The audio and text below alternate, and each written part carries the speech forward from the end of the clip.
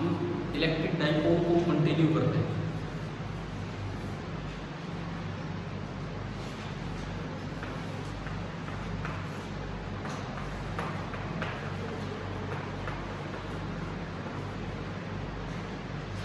हमने electric dipole का field axis पे निकाल लिया था और इक्वेटोरियल, ठीक है। और हमारे पास कुछ इस तरह के रिजल्ट आए थे, जैसे ये डाइपोल मतलब यहाँ है -q चार्ज, यहाँ है +q चार्ज, तो जो उसका एक्सिस है, एक्सिस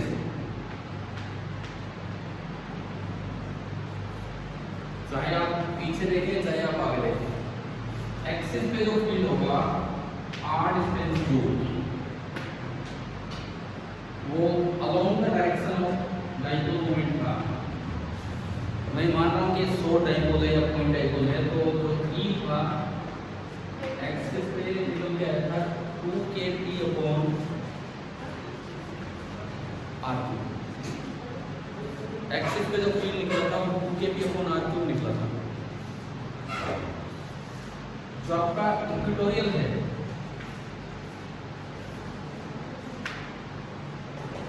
एक्सिस पे चाहे आप यहाँ देखें और चाहे यहाँ देखें, फील्ड यही रहेगा। इवन अगर आप यहाँ भी r डिस्टेंस पीछे आके देखते हैं तो भी फील्ड P की डायरेक्शन में ही होगा, और जो E होगा दैट विल बी 2kP/r2। अगर आप इक्वेटोरियल पे जाते हैं, इक्वेटोरियल पे यहाँ से r डिस्टेंस ऊपर, तो फील्ड किधर की तरफ बना था, पीछे की तरफ, P से अपोजिट। कल ये लास्ट में हमने रिजल्ट निकाले थे, और E इससे आता था kP/r2। चाहे आप r डिस्टेंस नीचे चले जाओ, अब भी फील्ड पीछे की तरफ ही बनेगा, और जो E आपका होगा दैट विल बी kP/r2। ये मैंने एक्सिस और इक्वेटोरियल पे फील्ड की डायरेक्शन दिखा दी कहाँ का है। अब दिक्कत आती है इस पॉइंट पे, ये जो सेंटर पॉइंट है, ये जो आपका सेंटर पॉइंट है, ये एक्सिस पे भी है और इक्वेटोरियल पे। सेंटर पॉइंट जो है वो एक्सिस पे भी है और इक्वेटोरियल पे भी, तो वहाँ फील्ड की डायरेक्शन क्या है? एक्सिस तो कहता है कि फील्ड आगे होना चाहिए, इक्वेटोरियल कहता है फील्ड पीछे होना चाहिए। तो यहाँ बताओ आप, यहाँ फील्ड की डायरेक्शन क्या होगा? सवाल समझ आ गया क्या है? ये तो कल के रिजल्ट से हमने कल निकाले थे एक्सिस और इक्वेटोरियल वाले। ये जो बीच वाला पॉइंट है, यहाँ एक्सिस कहेगा कि फील्ड आगे होगा और इक्वेटोरियल कहेगा फील्ड पीछे होगा, तो यहाँ फील्ड किधर होना चाहिए? पहली बात तो कंफ्यूजन क्या है, क्या वो भी समझ आएगी, तो फिर उसका जवाब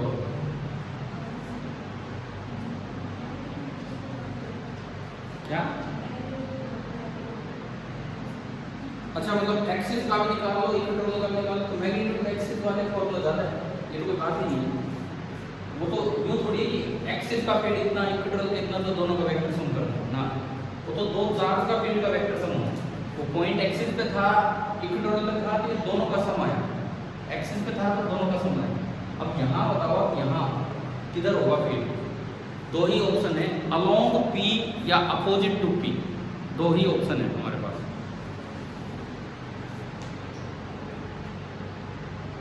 अपोजिट टू P, हाँ बिल्कुल सही। ये जो बीच वाले जितने भी पॉइंट हैं, एक्सिस के ऊपर बीच वाले जितने भी पॉइंट है, ना केवल मिड पॉइंट बल्कि साइड वाले पॉइंट भी, इन सब पे अगर आप अलग से देखोगे, जैसे मैं यहाँ कहीं मानता हूँ, यहाँ पॉजिटिव चार्ज का फील्ड होगा रेडियली अपवर्ड दूर की तरफ, और नेगेटिव चार्ज फील्ड होगा खुद की तरफ, तो इस इलाके में दोनों के दोनों फील्ड इधर बनेंगे, तो नेट डायरेक्शन किधर आएगी? इसी साइड। यानी कि जो बीच वाला पॉइंट है ना, या एक्सिस के बीच में जो पॉइंट होते हैं, उन सभी में E की डायरेक्शन ये होती है। एक्सिस के जो बीच वाले पॉइंट होते हैं, उन सभी में E की डायरेक्शन ये होती है। तो कल आपने एक एक्सिस के फॉर्मूले डिराइव किए, एक इक्वेटोरियल के। एक्सिस के जो फॉर्मूले डिराइव किए, एक्सिस वाली हेडिंग में आप ब्रैकेट में लिख दो accept at the points between the two charges. Axis वाली हेडिंग में, क्योंकि अब आपको समझ आ रहा है कि वहाँ तो डायरेक्शन पलट, एक्सिस वाली जो कल की हेडिंग आपने डाली है, ये डायग्राम हमें समझाता है कि अब उस हेडिंग के बीच साइड में आप लिख दीजिए ब्रैकेट में एक्सेप्ट एट द पॉइंट्स, जहाँ आपने लिखा है ना एट द एक्सिस या एंड ऑन पोजीशन, वो वाली चीज वहां ब्रैकेट में लिख दो, accept at the points line between the two charges, accept at the points line LYING between the two charges, accept at the points line between the two charges, दोनों charges के बीच में जो पॉइंट है वहां जो फील्ड है वो उस फॉर्मूले से नहीं आएगा।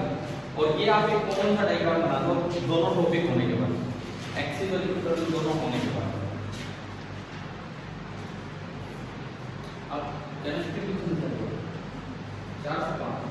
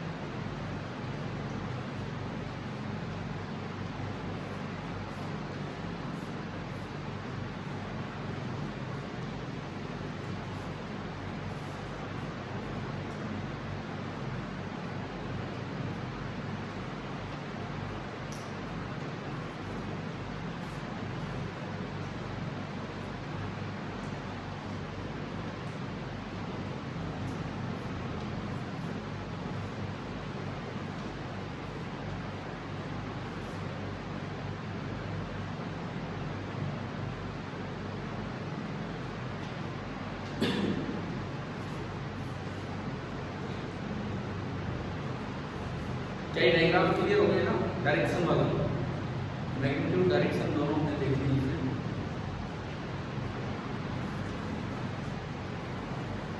चलो ना आगे बढ़ो, डाइपोल में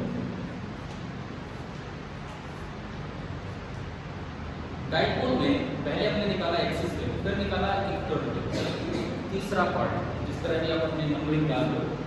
अब आता है थर्ड पार्ट होने के बाद, at any general point, at any general point, ना एक्सिस ना इक्वेटोरियल तो कहीं भी हो सकता है। Third point at any general point, मिटा दो ये डायग्राम। वही इस डायग्राम में कोई किसी को भी कंफ्यूजन हो तो पूछ लो, आप कल नहीं आए तो ये लेक्चर देखा था तो आ गया समझ। ठीक है, देखते हैं तो हम at any general point लिख दिया क्या पीछे?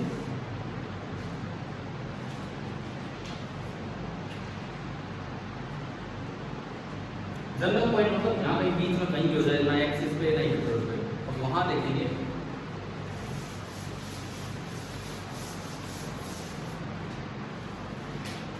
देखिए जैसे ये आपका डाइपोल और ये मैं मान के चल रहा हूँ कि डाइपोल कैसा है।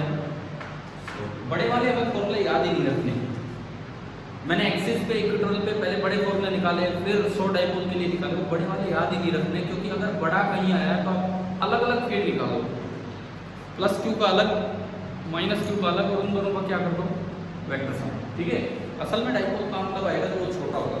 तो ये शॉर्ट मैंने पहले लिख दिए, ये कोई शॉर्ट डाइपोल है, चलो अलग से लिखेंगे यहाँ पहले ये कोई शॉर्ट डाइपोल है। अब वो जो पॉइंट है ना तो वो पॉइंट आपके एक्सिस पे और ना ही वो पॉइंट आपके इक्वेटोरियल पे। डाइपोल के सेंटर से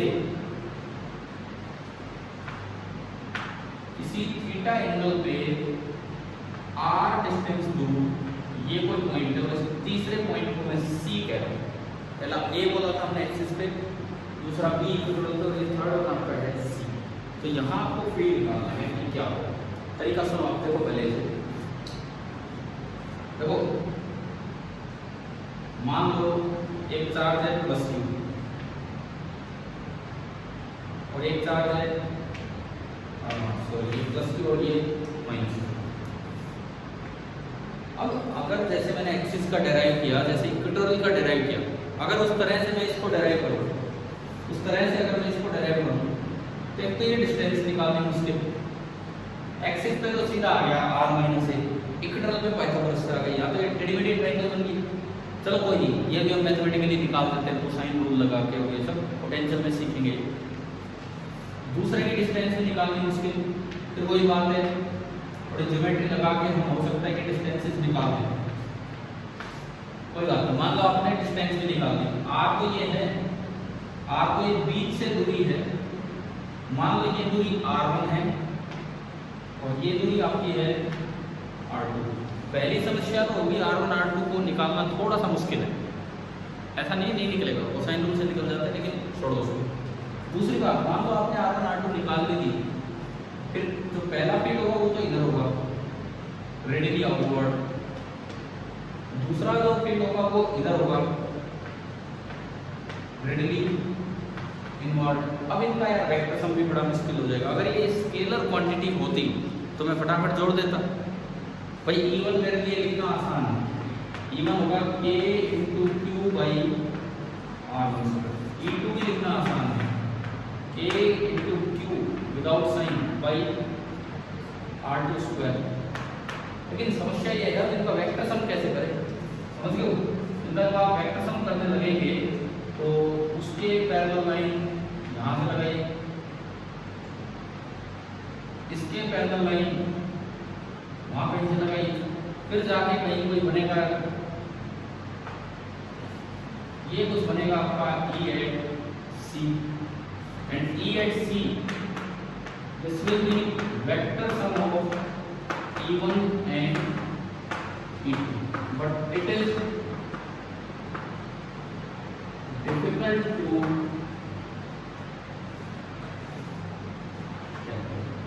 तो इस तरीके से जाएंगे तो थोड़ा मुश्किल हो जाएगा, समझ आया? जैसे आपने एक्सिस पे निकाल दिया, इक्वेटोरियल पे निकाल दिया, ऐसे जनरल पॉइंट पे निकालना मुश्किल हो जाएगा। ये जनरल पॉइंट के ब्रैकेट में हम लिख देते हैं r थीटा। r थीटा का मतलब है कि डाइपोल से थीटा एंगल पे जाके r दूरी चले जाओ, तो ये जनरल एक बना लो अपने का, और यहाँ अटक जाओ तो ये आगे नहीं होगा, फिर चलते दूसरे तरीके से।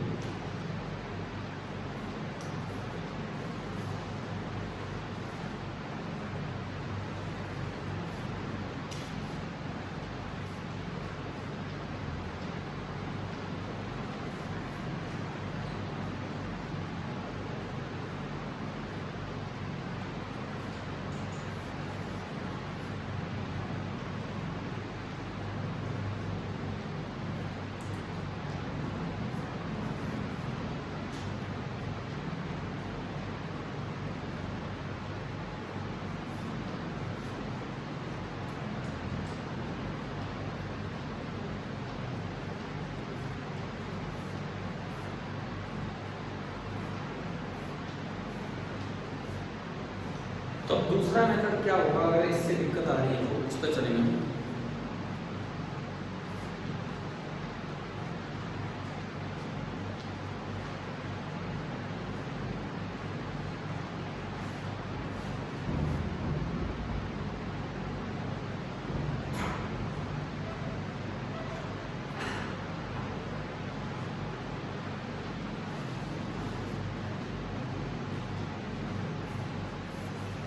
इसके बाद ये लिखना assume that the dipole is short, और उसके लिए यूज करेंगे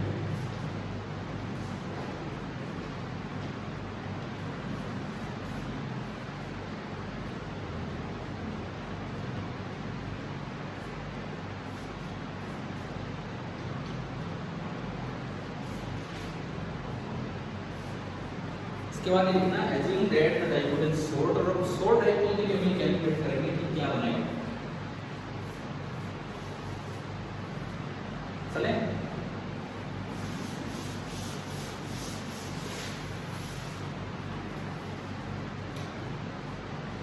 आप अब परसों नहीं आए थे, परसों मैंने डाइपोल मोमेंट निकालने के 3 तरीके बताए थे, क्या वो आपने कर लिया लेक्चर अटेंड आज तक या देखा ही नहीं? यही तो लापरवाही हो गई। सुनो, तो आप मुझसे तो बताते नहीं कि नहीं समझ रहे हैं भाई। और किसी बच्चे को क्या वो 3 मेथड में कोई दिक्कत है, या कितना बच्चों को समझ आ गया कि मैं 3 मेथड सिखाए थे डाइपोल मोमेंट कैलकुलेशन को? बिल्कुल समझ आ गया, वही हाथ ऊपर करना। ठीक है, आपने भी नहीं किया हाथ ऊपर, क्या आप भी एब्सेंट हैं? एब्सेंट फिर कर लिया ओवर। सेकेंड मेथड तो वो था आप वाला, है ना, वेक्टर सम। इंडिविजुअल डाइपोल ढूंढो और उनका वेक्टर सम कर दो। चलो कोई नहीं, तो आप या तो मुझसे पूछा करो, अब आप, मैं ये याद दिला रहा हूँ आपको कि भाई ये काम था, ये था। चलिए कोई नहीं, देखते हैं। अब दूसरा मेथड हमारा क्या है, ये एक शॉर्ट डाइपोल है डी। आप क्या करो, इस डाइपोल के कंपोनेंट करेंगे हम। अभी देखना, हमारा जो पॉइंट यहाँ है थीटा एंगल पे आर डिस्टेंस दूर, ये पॉइंट यहाँ है। मैं थोड़ा सा बड़ा दिखा रहा हूँ, है तो ये शॉर्ट लेकिन थोड़ा समझ में आए इसमें। ये आपका डाइपोल है, इसका डाइपोल मोमेंट है P। आप इस डाइपोल के दो कंपोनेंट कर दो, इस वेक्टर के दो कंपोनेंट कर दो, एक इधर थीटा के लो,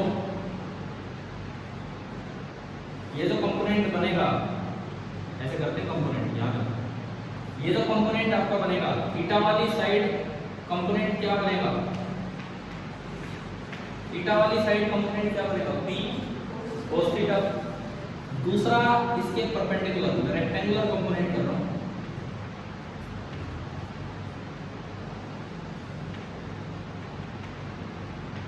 दूसरा परपेंडिकुलर डायरेक्शन में ये वाला कंपोनेंट क्या बनेगा, थीटा वाली साइड T cos थीटा, और ये क्या बनेगा P। देखो आमतौर पे हमारी आदत होती है कंपोनेंट ऐसे दिखाने की, यहाँ थीटा इधर दिखा के इधर P cos थीटा और इधर P sin थीटा, मैं बीच में दिखा रहा हूँ, ठीक है ना, मैं बीच में दिखा रहा हूँ। P cos थीटा के लिए पहली बात, क्या कंपोनेंट समझ आ गया आपको कैसे की, क्लियर ना, थीटा वाली साइड cos थीटा और दूसरा sin theta. P cos theta के लिए ये जो पॉइंट C है, ये एक्सिस पे है कि इक्वेटोरियल पे है कि जनरल सा पॉइंट बनाए। P cos थीटा वाले डाइपोल के लिए ये C पॉइंट एक्सिस पे है कि इक्वेटोरियल पे है कि जनरल पॉइंट, एक्सिस, एक्सिस, ये P cos थीटा का एक्सिस ही तो है इधर, समझ आ रहा है। जो आपका C पॉइंट बना, this is at the axis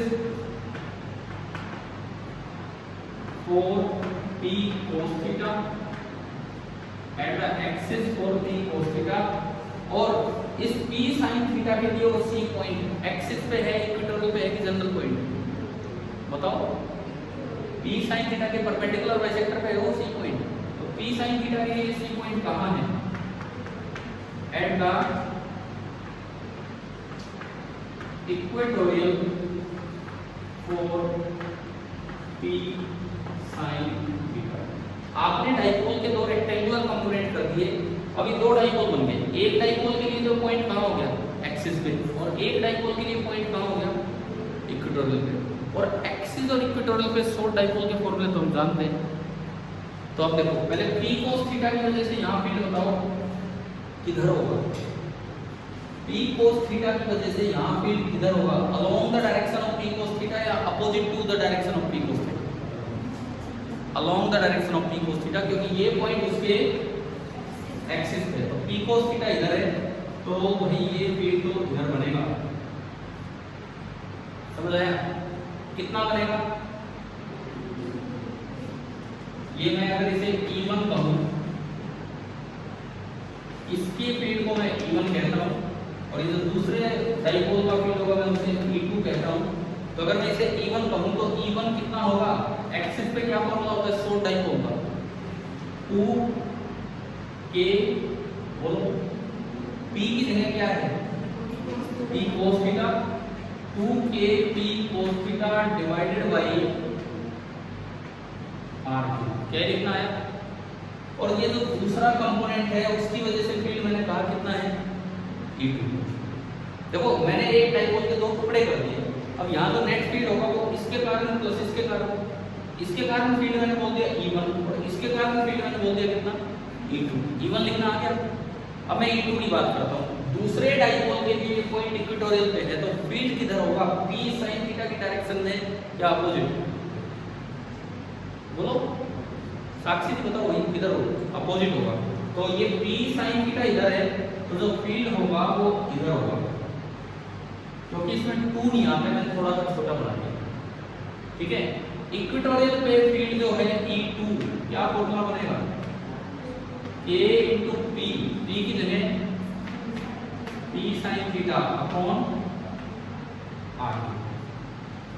और जो नेट फील्ड एट C होगा, net field eight C, this will be the vector sum of E1 and E2।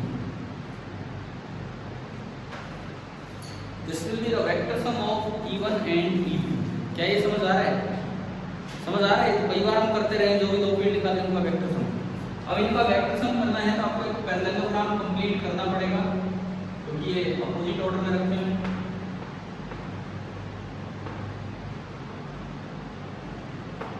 और ये जो डायगोनल होगा, ये जो भी डायगोनल होगा, ये होगा आपका net field eight C। This is EC। और मैंने माना कि ये EC इस लाइन के साथ फाई एंगल पे, EC इस लाइन के साथ फाई एंगल पे।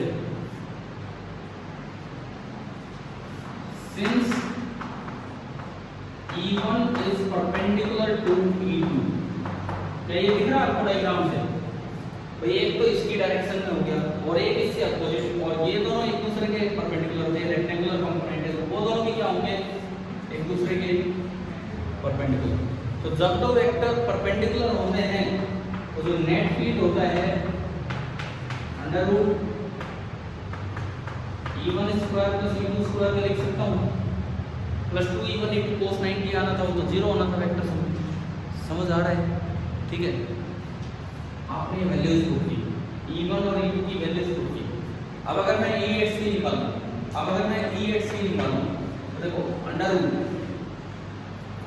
E1 का स्क्वायर, E1 के स्क्वायर को मैं लिख सकता हूँ A square P square upon R raise to power 6 into 4 cos square theta, 2 cos theta का होल स्क्वायर, प्लस E2 का स्क्वायर,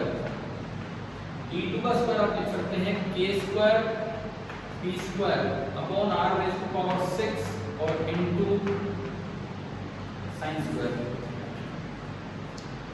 समझ आ रहा है ना?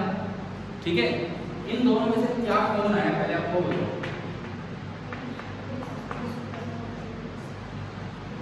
A square P square upon R raise to power 6, अंदर क्या बचेगा, 4 cos स्क्वायर थीटा को मैं लिख रहा हूँ 3 cos square theta plus cos square theta, और एक क्या बचेगा, एक आपका क्या बचेगा, साइन स्क्वायर। और हम सभी जानते हैं कि cos square plus sine square कितना होता है, 1 होता है। ये सब उससे बाहर आएंगे तो नेट फील्ड एट E का मैग्नीट्यूड आ रहा है KP upon R3 under the root 3 cos square theta plus KP upon R2 under the root 3 cos square theta plus. एक बार ये आप कर दें। समझ आया कैसे निकाला है? कुछ भी नहीं समझ आ रहा तो पूछो दोबारा।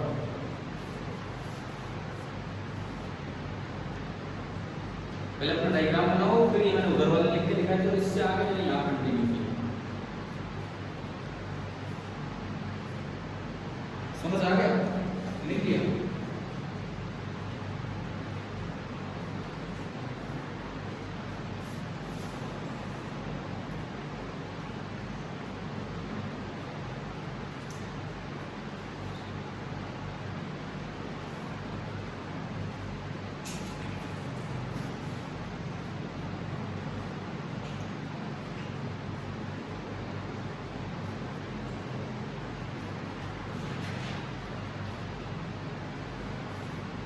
आज कौन-कौन जैसे 2 की कौन फ्रीक्वेंसी रहती है, आज कौन-कौन योग्यता तो कल नहीं है जो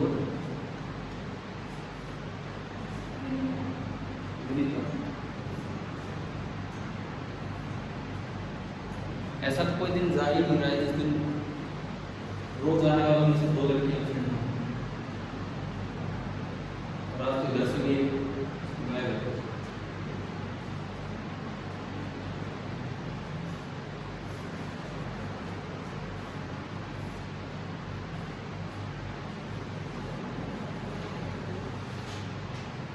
एक बार बताओ ये क्लियर हुआ कैसे जनरल पॉइंट हमने निकाला?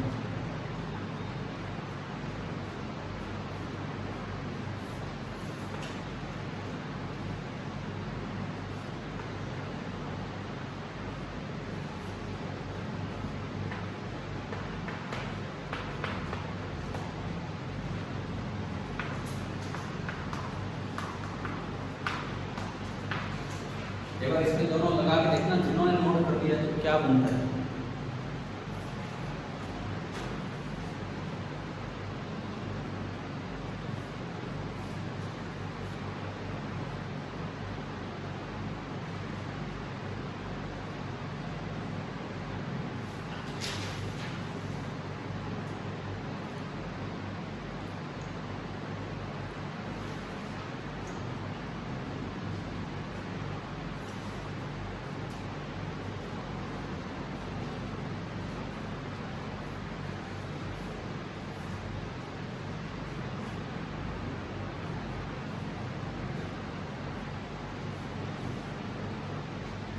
कुछ पुराने से फॉर्मूले बने,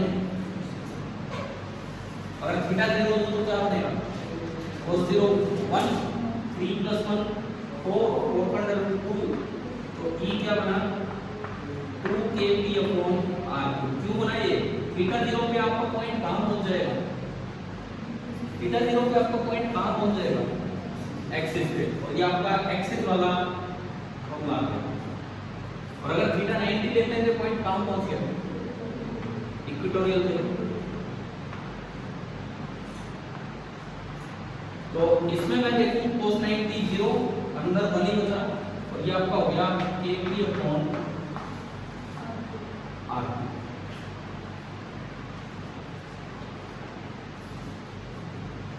क्लियर है यहाँ पर? अब बात आती है डायरेक्शन पे। हमने एक्सिस पे डायरेक्शन देखी थी, ई की डायरेक्शन p के अलाउंड थी। इक्वेटोरियल पे डायरेक्शन देखी थी, ई की डायरेक्शन p से अपोजिट थी। अब कोई जनरल सा पॉइंट आ गया, और यहाँ तो डायरेक्शन जो डायग्राम में दिख रही है, ये डायरेक्शन ना तो p के अलाउंड है ना p से अपोजिट है। अगर मैं इस डायरेक्शन का p के साथ एंगल दिखाऊं, अगर मैं इस डायरेक्शन का p के साथ एंगल दिखाऊं, ये एंगल कितना है? थीटा। ये भी कोरस्पॉन्डिंग एंगल है, कितना होगा? तो अगर मैं इस डायरेक्शन का p के साथ एंगल दिखाऊं तो p के साथ एंगल कितना बन रहा है? अरे ये तो है p के साथ इसका एंगल कितना बन रहा है? Theta + phi. तो अब मैं आता हूं डायरेक्शन पे। Direction of E at C। हमने डायग्राम में ये कर सकता हूं, कर दो, मैंने ये करके लिखा है। EC makes an angle theta plus phi with P where theta तो दे रखा है, लेकिन पॉइंट कहाँ है? थीटा तो हमें दिया हुआ पॉइंट कहाँ है? फाई मुझे निकालना है। समझ आ रहा है?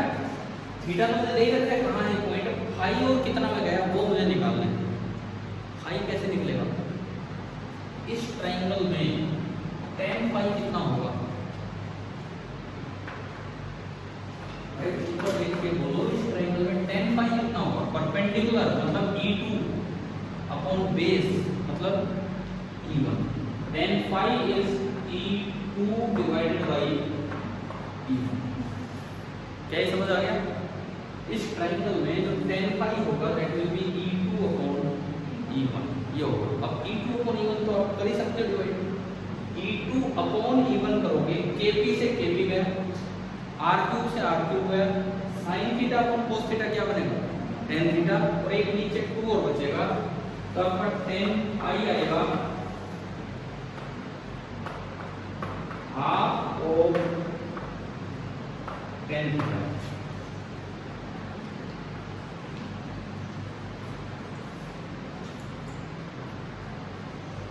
tan फाई आपका आएगा हाफ ऑफ tan थीटा।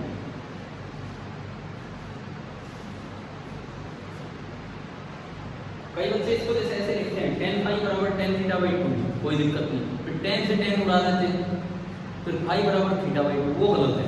क्या ये 2 एंगल के साथ है क्या? अगर ये 2 एंगल के साथ होगा तो हो सकता था फाई बराबर नहीं, tan phi is half of tan theta. तो भाई एक बार बताओ, बड़े काम के ये फॉर्मूले हैं, क्या समझ आ गई इनके डायरेक्शन से? मैग्नीट्यूड ये रहा, डायरेक्शन ये रही। अगर किसी भी जनरल पॉइंट पे आप गए हैं, चले अब आगे बढ़े। कुछ बचा हो तो नोट कर लो, फिर मैं हटा दूँ उसको यहाँ से।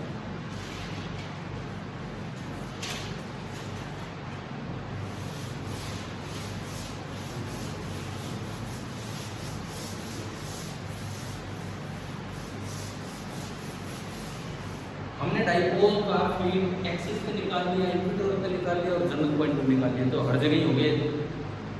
अब प्रॉब्लम कहाँ आ जाती है? जैसे मान लो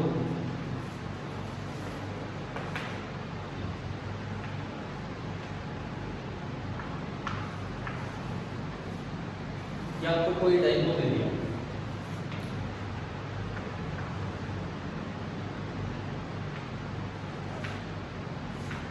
इसी एंगल थीटा पे आप गए, वहां कोई फील्ड आपसे पूछा है C point. Suppose T vector आपका दे दिया 3 i ये आपको दिया,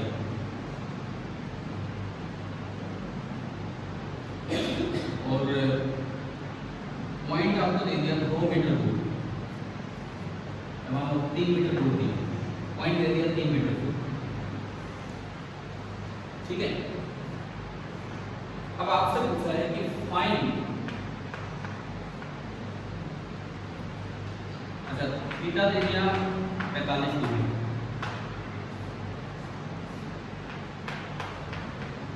x component of electric field at point C. इन्होंने पूरा फील्ड नहीं पूछा, फील्ड का एक्स कंपोनेंट पूछ लिया। इस तरह का ऑब्जेक्टिव सवाल बनाने के लिए चला ऑप्शन। अब एक्स वाई एक्सिस दिखा रखे हैं क्या कहीं? फिर कैसे एक्स कंपोनेंट में डिसाइड हो? दिखा रखे हैं। इसकी डायरेक्शन में क्या लिखा है? आई है। तो हमें दिखा दिया कि ये एक्सिस कौन सा है? X axis. तो आपको फील्ड पूरा नहीं बताना, फील्ड का ओनली आगे वाला कंपोनेंट। अब देखो बच्चा करता क्या है, सुनिए। ये आपका सी पॉइंट है, मैं इसका सॉल्यूशन स्टार्ट करूँ। आपने एक बार लिख लिया, ठीक है। अब सुनिए, सॉल्यूशन के लिए आप लोग दोबारा बना लेंगे, मैं इसी में बनाता हूँ। लगभग बच्चे करते क्या है कि पहले ये लाइन आपने बढ़ाई, ठीक है। हम जानते हैं कि जो नेट फील्ड होगा वो इससे भी किसी फाई एंगल पे होगा, याद है ना? वो इससे भी किसी फाई एंगल पे होगा, EC भी लिख लेंगे। फॉर्मूला है हमारे पास, क्या है? AT/R2 into under root of d cos square theta plus 1। Theta कितना है? 45 डिग्री। cos 45 1/2 का स्क्वायर 1/2 3/2 प्लस 1 5/2। समझ आ रहा है? तो रूट के अंदर ये बचा अंडर रूट ऑफ 5/2। आ रहा है ना समझ? कैसे किया? k 9 into 10 पावर p कितना होता है? p की वैल्यू दे रखी है इसमें कितना? मैं केवल मैग्नीट्यूड लो तो 3 है, और r का क्यूब r कितना है? 27। तो भाई कितना ठीक ठाक सा काम हो रहा है, पर पिट गए, ठीक है। तो आपका फील्ड आया अंडर रूट ऑफ 5/2 और इंटू 10⁻9 न्यूटन पर। अब प्रॉब्लम कहाँ है कि यार कंपोनेंट निकालना है। सबसे पहली समस्या, आपको कौन सा कंपोनेंट निकालना है? ये वाला कंपोनेंट निकालना है ना, एक्स एक्सिस तो यही। तो भाई आपने यहाँ से हल्का सा परपेंडिकुलर डाला और दरअसल ये जो है छोटा सा, ये आपका बनेगा EX, और ये जो एंगल है थीटा, ये दिखाया था थोड़ी देर पहले, बताया था थोड़ी देर पहले। तो आपका जो EX बनेगा, E का x component, that will be EC into cos of complete angle complete angle कितना है? थीटा प्लस फाई या फाई प्लस थीटा, समझ आ रहा है? ठीक है, EC तो आ गया मेरे पास, फाई भी आ जाता है, चलो फाई भी आ जाएगा।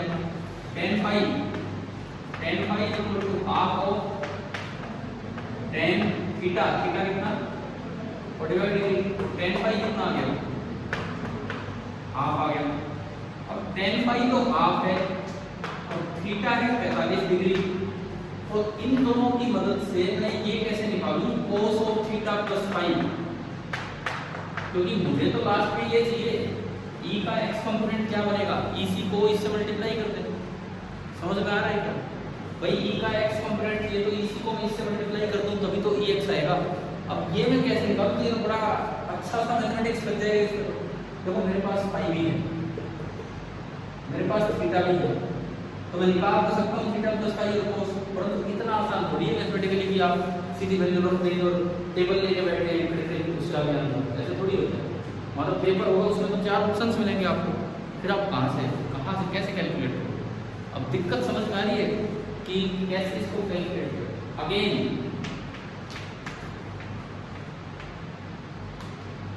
डिफिकल्ट टू,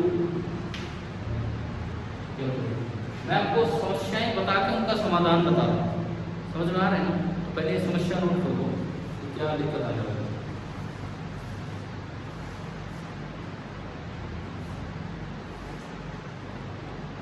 इसका सॉल्यूशन पहले इधर जा रहा है, उसके बाद इधर है।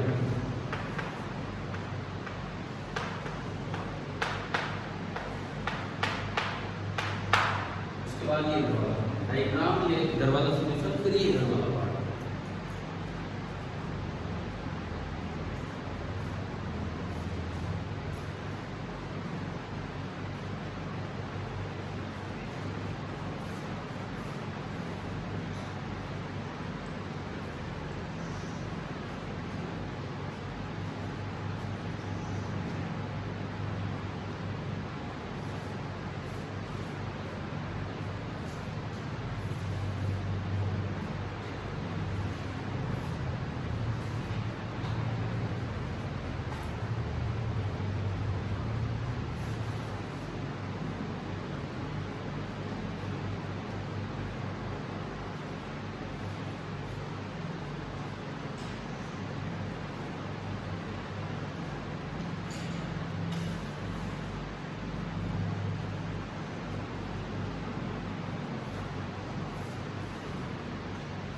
तो अब इस समस्या को सुलझाने के लिए अगला टॉपिक डालना, फिर ये सवाल दोबारा आप करेंगे। पहले नेक्स्ट टॉपिक, इसको ऐसे ही पढ़ा दें। तो 1 2 3 हो चुके हमारे टाइप्स हो गए, एक्सिस हो गया, इक्वेटोरियल हो गया और जनरल पॉइंट। नंबर 4 डालो, नंबर 4 पैरेलल, ये हो गया ना number 4, parallel and perpendicular components of, parallel and perpendicular components of field at general point, parallel and perpendicular components of field at general point.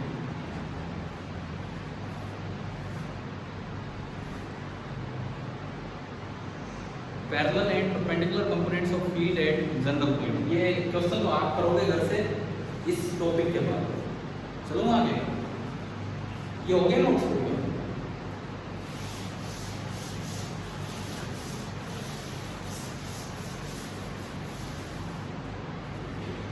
देखो अगर मान लो ये कोई डाइपोल है P,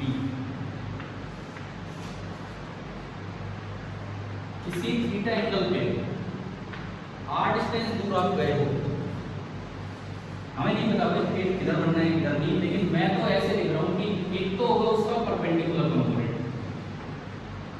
परपेंडिकुलर कंपोनेंट मतलब P के परपेंडिकुलर, और एक होगा P के पैरेलल, वो आगे भी हो सकता है या पीछे। भाई अगर ये फील्ड यूं है थोड़ा झुका हुआ तो आगे बनेगा, और अगर वो यूं हो गया तो पीछे।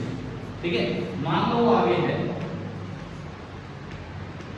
तो E पैरेलल का फॉर्मूला बनता है KP/R3, into 3 cos square theta minus 1। अब ये आगे होगा कि पीछे डिपेंड करेगा ये चीज पॉजिटिव है या नेगेटिव। बीच में माइनस आ रहा है, अगर ये वैल्यू पॉजिटिव आती है तो कंपोनेंट आगे बनेगा, और अगर ये वैल्यू नेगेटिव आती है तो माइनस साइन हटाकर वो कंपोनेंट पीछे डिपेंड करेगा वो कितना टेढ़ा है, समझ रहे हो ना उस पे। और E परपेंडिकुलर जो होता है that is kp/r³ into 3 cos theta sin theta ही नाम।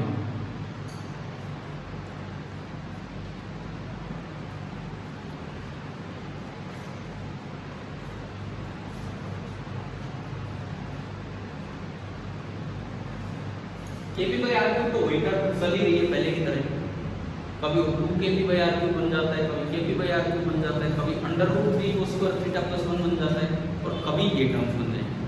अगर आप इस तरह देखेंगे तो ये टर्म्स बनेंगे।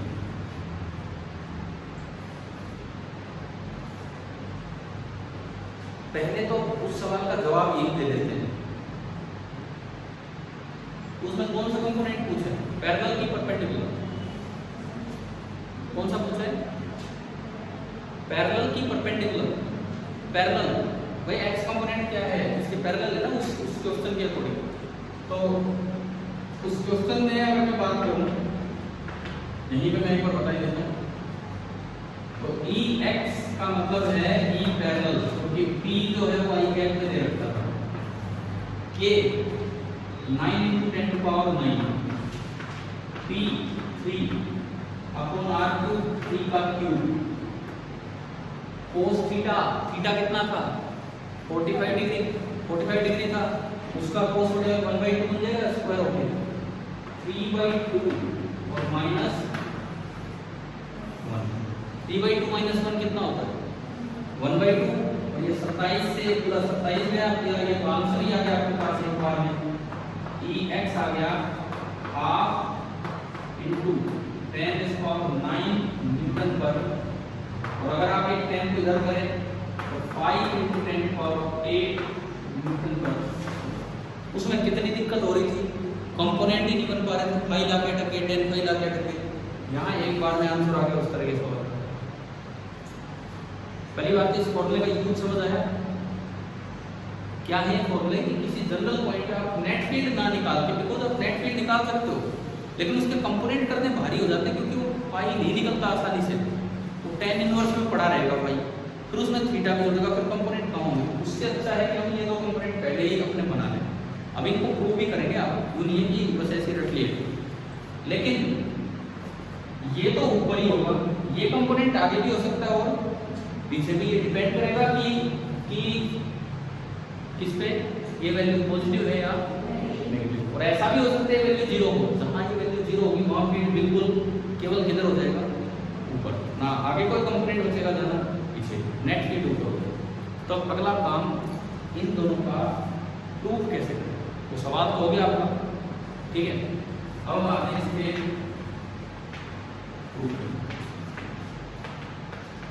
अरे भाई डाइपोल पढ़ तो रखा है ना अपने अपने अपने विद्यालयों में, अपने स्कूलों में पढ़ रखा है आपने, ठीक है। तो हमारा डाइपोल ही चल रहा है आजकल, थोड़ा सा रिवीजन हो रहा है आपका, या कुछ नया सीख रहे तो बहुत अच्छी बात है। इधर देखिए ध्यान से,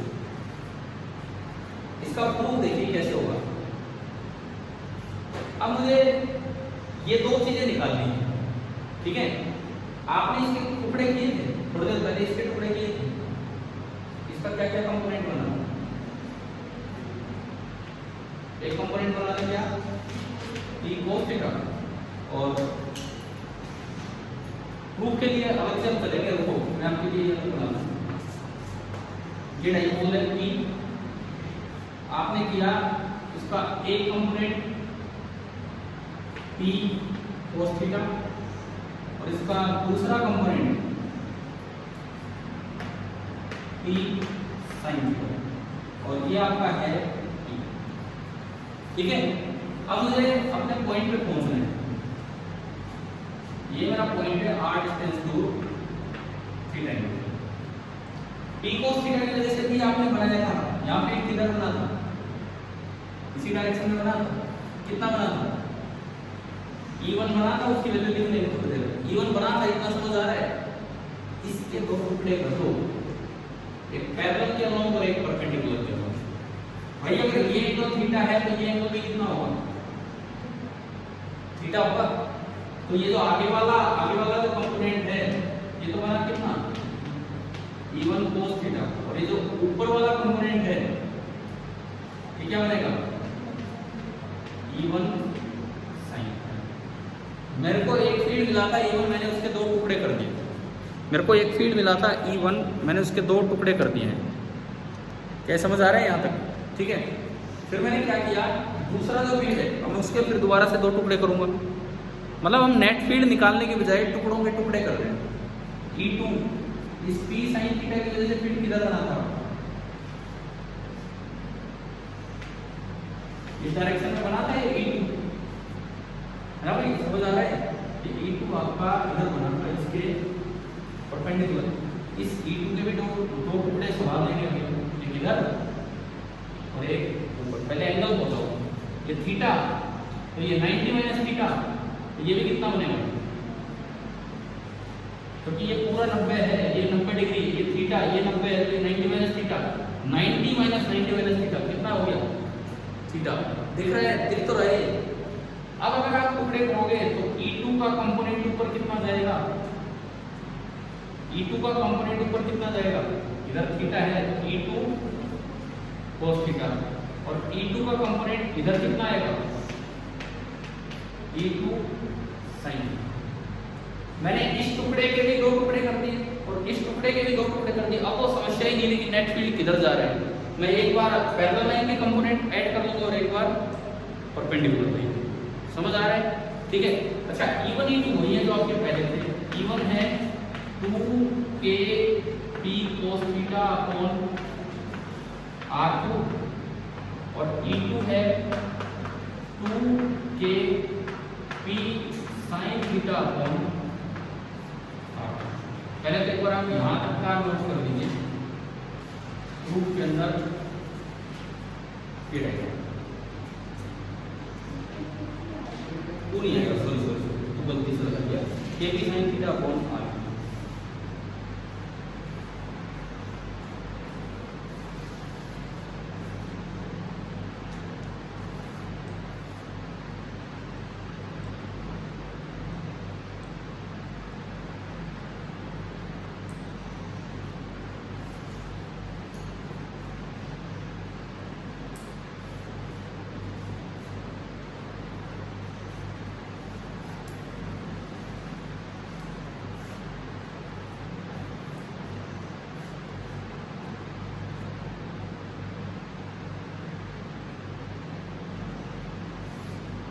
अब मैं एक एक करके इनको इकट्ठा करूंगा। पहले मैं E पैरेलल पे चलता हूँ। E पैरेलल, ये E11 नहीं है, E पैरेलल आगे वाली डायरेक्शन में पॉजिटिव मान बना दिया क्या आपने?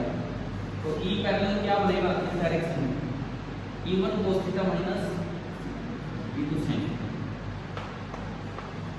E1 cos theta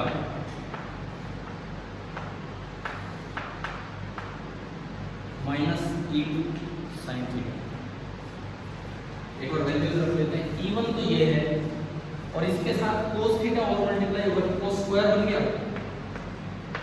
2kp cos square theta बन गया divided by R2 minus E2 ये है और इसके साथ ही मल्टीप्लाई होगा तो sin स्क्वायर बन गया kp अपॉन R3 और इनटू sin स्क्वायर। आ गया समझ आ रहा है ना कैसे लिखें? दोनों में से क्या कॉमन आ रहा है? इन दोनों में से अगर मैं देखूं आगे तो kp अपॉन R³ जो है वो कॉमन आया। इन दोनों में से मैंने kp अपॉन R³ कॉमन लिया। अंदर पहली टर्म क्या बची 2 cos स्क्वायर थीटा माइनस क्या बच रहा है sin स्क्वायर थीटा को मैं लिख सकता हूं 1 माइनस cos स्क्वायर थीटा। और अब आप इसको पूरा कीजिए, आगे बढ़िए और देखिए कि क्या इससे ये आ गया नहीं।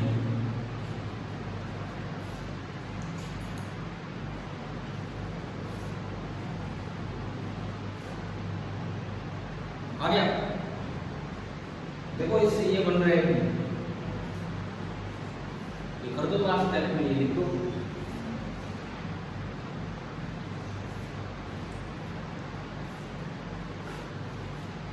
ई पैरेलल निकालना आ गया। फायदा क्या है, जैसे अभी मैंने सवाल दिया समझ आई गया, उसमें तो अटक के ही बैठ गए थे हम ट्रिग्नोमेट्री में कैसे होना था। अब दूसरा करो, दूसरा ये भी काम आ सकता है, मैंने सवाल ही एक्स कंपोनेंट पे पूछ लिया हो सकता है, वो वाई की तरफ पूछ रहा होता परपेंडिकुलर, तो उसमें फिर अटकते हम कंपोनेंट नहीं होता, एक जगह अटके cos थीटा प्लस फाइव पे, एक जगह अटकते sin थीटा प्लस फाइव पे, तो फिर यही काम आएंगे। ई परपेंडिकुलर, यहाँ देखो क्या बनेगा, E perpendicular E1 sin theta plus E2 cos theta. ये मैं अगर ई परपेंडिकुलर अपना निकालूं, E1 sin theta plus E2 cos theta, मैं अगर इसे मल्टीप्लाई करूं, E1 ये रहा, E1 ये रहा, तो अगर मैं sin थीटा से मल्टीप्लाई करूं तो ये बना 2kp/r³, एक cos थीटा पहले से आ रहा है और एक यहाँ से मल्टीप्लाई होने आ गया sin थीटा प्लस E2 कितना है, kp/r³ into sin theta, E2 आपका है kp/r³ इंटू sin थीटा और एक मल्टीप्लाई हो रहा है cos थीटा।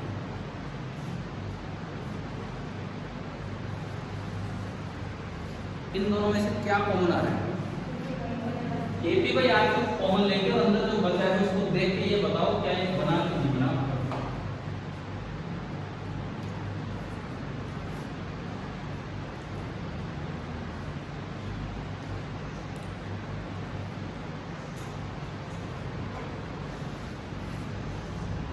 आ गया? याद रखने हैं भाई, ये नहीं रिजल्ट निकाल के बैठे, वो भी थोड़ी साथ चलेगी हमारे परमानेंट। मैं कहता हूँ क्लास से बाहर जाओ तो क्लास में दिमाग में बैठा के जाओ ना।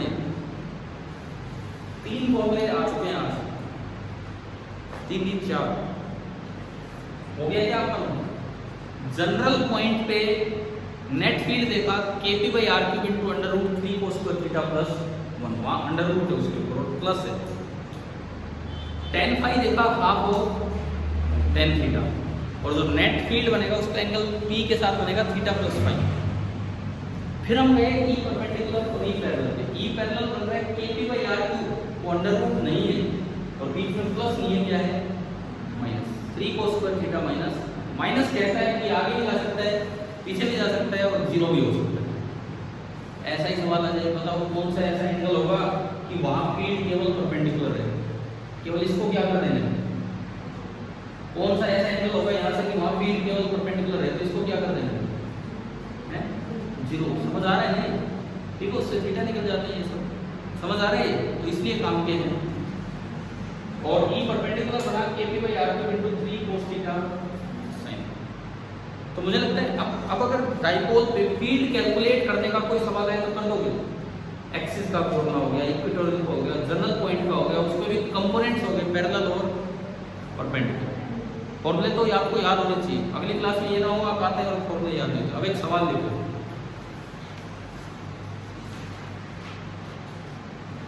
a short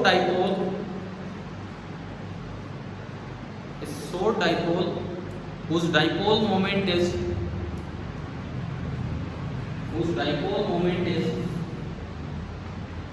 3 coulomb meter,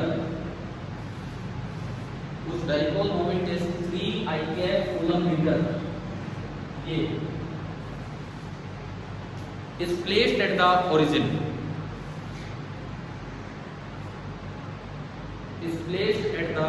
origin, ठीक है। What will be its electric field?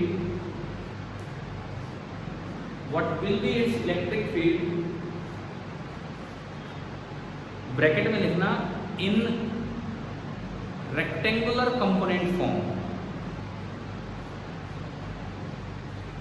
In rectangular component form क्या होती है, i कैप j कैप, ठीक है समझ गए हो। रेक्टेंगुलर कंपोनेंट फॉर्म मतलब i cap j cap k cap at a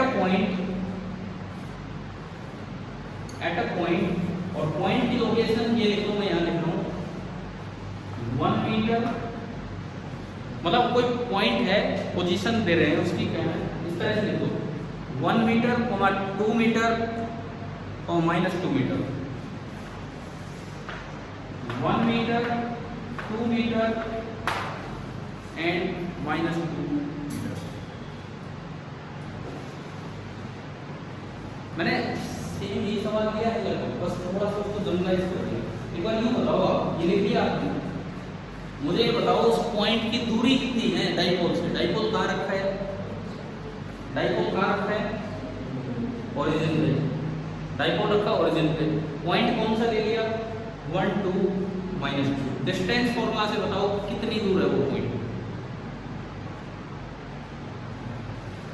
अरे डिस्टेंस फॉर्मूला क्या होता है, √x2 - x1 का whole square plus y2 - y1 का whole square plus z2 - z1 का होल स्क्वायर। डाइपोल की लोकेशन और पॉइंट के बीच में कितनी डिस्टेंस है,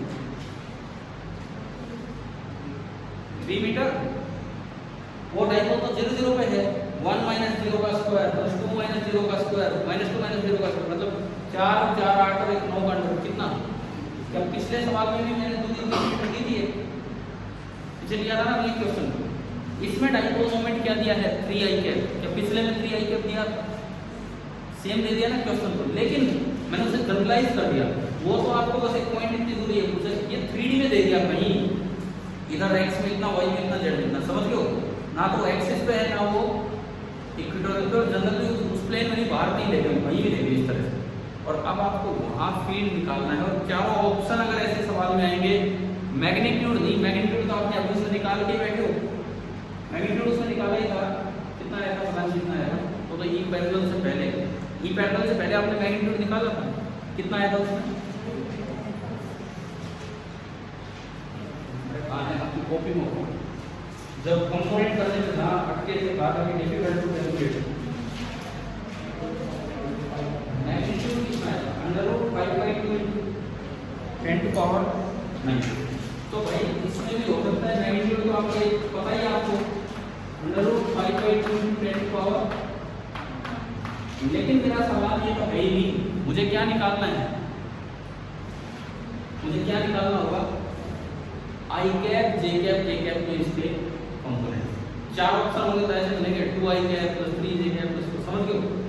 और आप सोचो कि मैं तो वो मैग्नीट्यूड निकाल के बैठ लेता हूँ, जिसका ये आ जाएगा वो टिक कर देंगे, पता लगे चारों का यही मैग्नीट्यूड आ रहा है, किसी में i कैप बदल दिया, किसी में j कैप, किसी में।